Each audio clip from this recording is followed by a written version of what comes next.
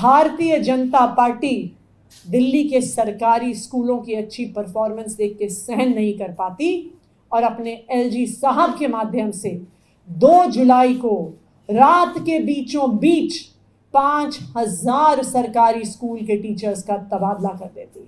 Bharatiya Janata party द्वारा शासित आप उत्तर प्रदेश में चले जाइए, गुजरात में चले जाइए, मध्य प्रदेश में चले जाइए, इन सब राज्यों में सरकारी स्कूल जिस टूटे फूटे हाल में हैं, गरीब से गरीब परिवार भी अपने बच्चों को सरकारी स्कूल में नहीं भेजना चाहता। भारतीय जनता पार्टी का ये षड्यंत्र, दिल्ली के सरकारी स्कूलों को तबाह करने का षड्यंत्र आज देश के सामने आ गया कि ट्रांसफर पोस्टिंग जो टीचर्स की है, ये सिर्फ और सिर्फ केंद्र सरकार के परव्यू में आती है।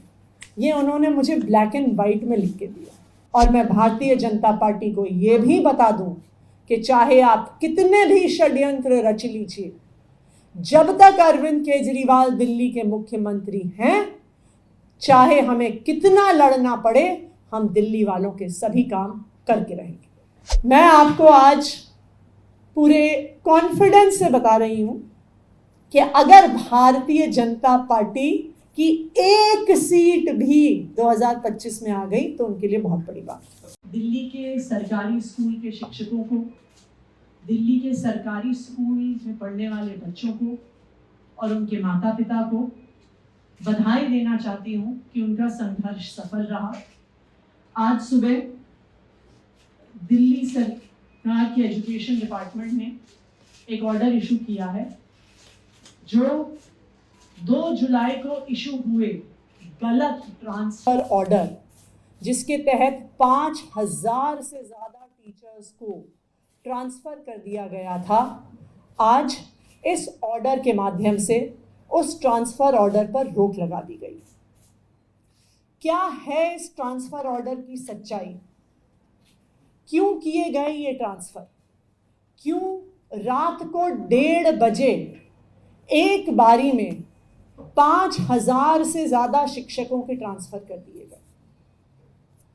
इस 2 जुलाई के ट्रांसफ़र ऑर्डर को समझने के लिए हमें इस बात को समझना पड़ेगा कि दिल्ली में जो शिक्षा क्रांति आई है, पिछले 10 साल में जो दिल्ली के सरकारी स्कूलों में सुधार हुआ है, जो दिल्ली के सरकारी स्कूलों के नतीजे प्राइवेट स्कूल से बेहतर आए हैं, जो दिल्ली के सरकारी स्कूलों में पढ़ने वाले गरीब से गरीब बच्चे जेईई और नीट का एग्जाम क्वालिफाई करके देश के बड़े बड़े इंजीनियरिंग कॉलेज में एडमिशन ले रहे हैं, ऐसी शिक्षा क्रांति भारतीय जनता पार्टी अपने द्वारा शासित किसी राज्य में नहीं ला सकी। भारतीय जनता पार्टी द्वारा शासित आप उत्तर प्रदेश में चले जाइए, गुजरात में चले जाइए, मध्य प्रदेश में चले जाइए, इन सब राज्यों में सरकारी स्कूल जिस टूटे फूटे हाल में हैं, गरीब से गरीब परिवार भी अपने बच्चों को सरकारी स्कूल में नहीं भेजना चाहता।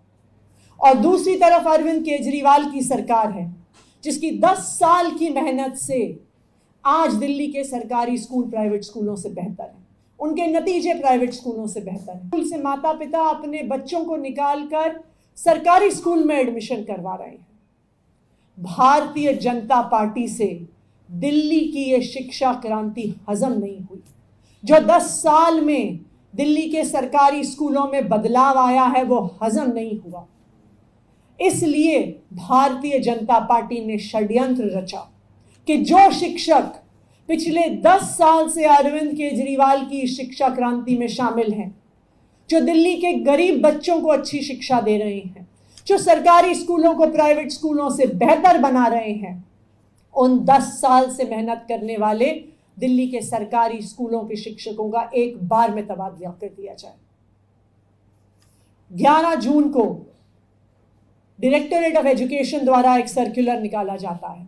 वो कहता है कि कोई भी शिक्षक अगर 10 साल से एक स्कूल में पढ़ा रहा है तो उसका कंपल्सरी ट्रांसफ़र होगा। ये दिल्ली सरकार के इतिहास में कभी नहीं हुआ।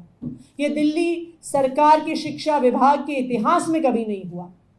लेकिन 10 साल से एक स्कूल में मेहनत करने वाले टीचर को कंपल्सरी ट्रांसफ़र का ऑर्डर निकल जाता है।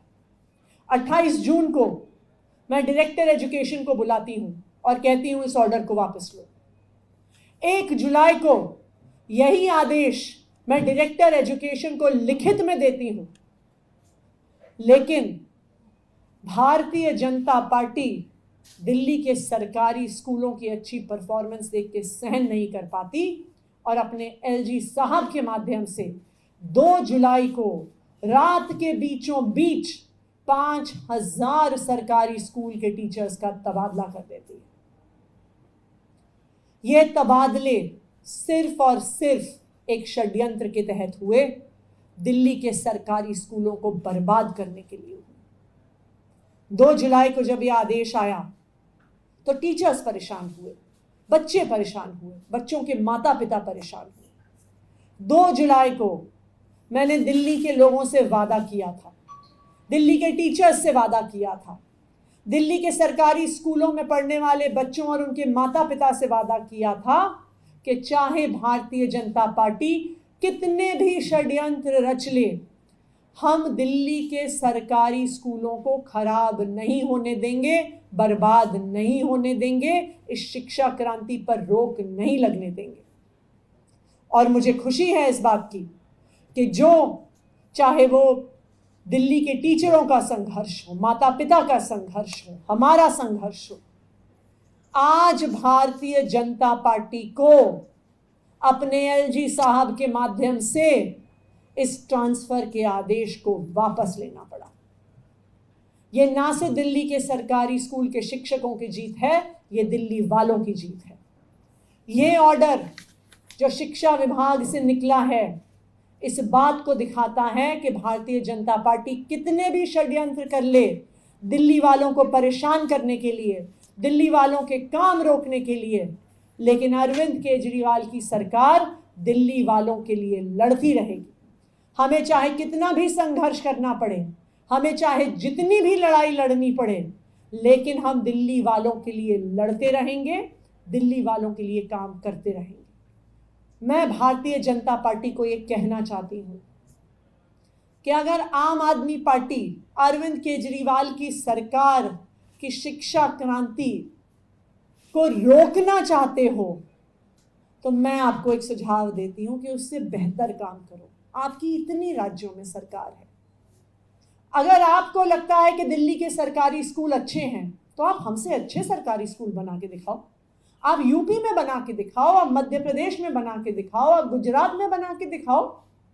आप क्यों दिल्ली के सरकारी स्कूलों को तबाह करना चाहते हैं? आप क्यों दिल्ली के सरकारी स्कूलों को बर्बाद करना चाहते हैं? और मैं भारतीय जनता पार्टी को यह भी बता दूं कि चाहे आप कितने भी षड्यंत्र रच लीजिए, जब तक अरविंद केजरीवाल दिल्ली के मुख्यमंत्री हैं, चाहे हमें कितना लड़ना पड़े, हम दिल्ली वालों के सभी काम करके रहेंगे। बहुत बहुत धन्यवाद।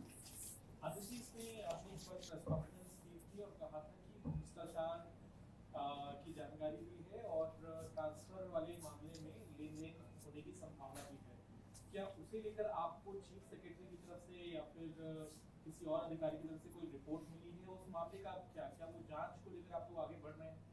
देखिए, बिल्कुल हम जांच को लेकर आगे बढ़ेंगे, क्योंकि जिस दिन से ये ट्रांसफर ऑर्डर निकला था, ये आप भी जानते हैं, मैं भी जानती हूं कि हर टीचर जिसका ट्रांसफर हुआ, एक व्यक्ति से दूसरे व्यक्ति, एक अफसर से दूसरे अफसर, कभी इस ऑफिस से उस ऑफिस धक्के खा रहा था। स्कूल में नहीं थे ये टीचर, ये धक्के खा रहे थे कि किसी तरह से इनका ट्रांसफर रुक जाए।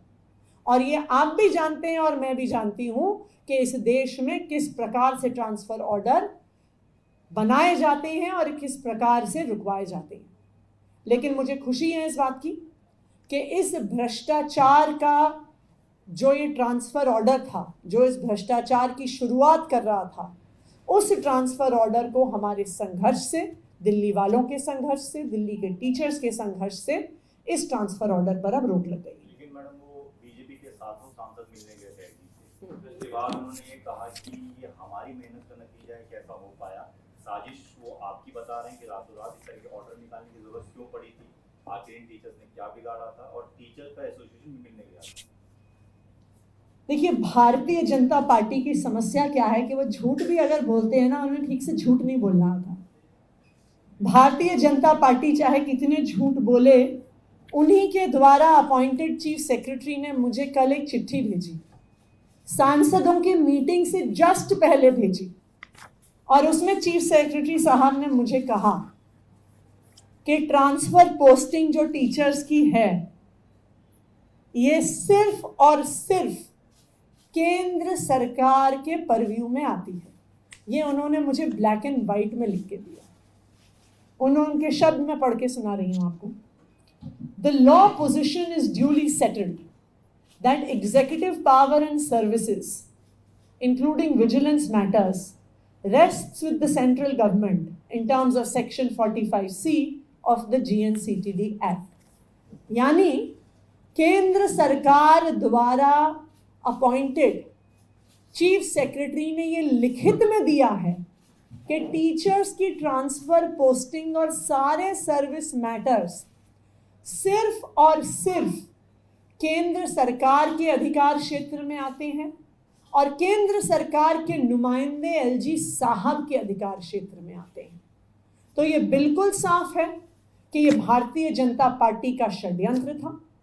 लेकिन जब उन्हें समझ में आया कि षड्यंत्र के खिलाफ आम आदमी पार्टी लड़ती रहेगी, तो वो अपने घड़ियालू आंसू बहाने के लिए एलजी साहब के पास गए और उसके बाद बाहर आके झूठ बोल रहे हैं, जबकि सारे कागजात उनके ही अपॉइंटेड अफसरों द्वारा लिखित कागजात ये दिखा रहे हैं कि ट्रांसफर पोस्टिंग केंद्र सरकार द्वारा की गई, उनके एलजी साहब द्वारा की गई और एलजी साहब के आदेश द्वारा की गई।